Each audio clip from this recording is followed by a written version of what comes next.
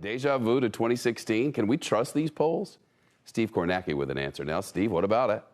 Yeah, Chef, it's a good question, and it's worth considering. What if the polls are as wrong in 2020 as they were in 2016? So what you got here, these are the current poll averages in the battleground states. And what we did is we looked at each one of these battleground states and said, how much were the final polls off in 2016? And said, let's apply the same miss. And what would that do to 2020? And you see the picture does change. You start to see a little bit more red here. Trump picks up Wisconsin, North Carolina, Ohio, Iowa. This would not be enough of a switch, not enough of a poll miss to put Trump over 270. But you can see he'd be knocking on the door. It would change the race significantly. Of course, they can be wrong one way or the other.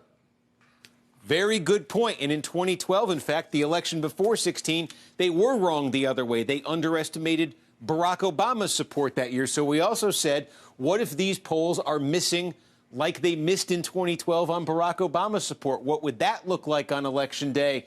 And there suddenly you see Biden starts to run away with a bunch of states. Trump only ends up with Arizona.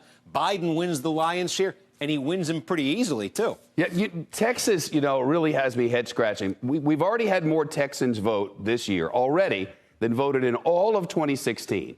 Do we have any idea who they are and what's motivating them? I mean, are they going left or right? Yeah, it's a fascinating thing. We could put those stats up again. You could see past the 2016 level.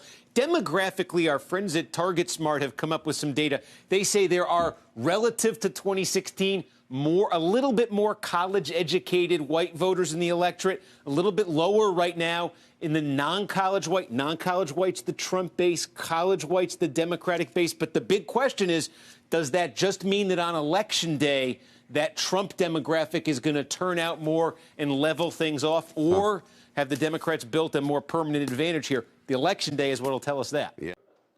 Shepard Smith here. Thanks for watching CNBC on YouTube.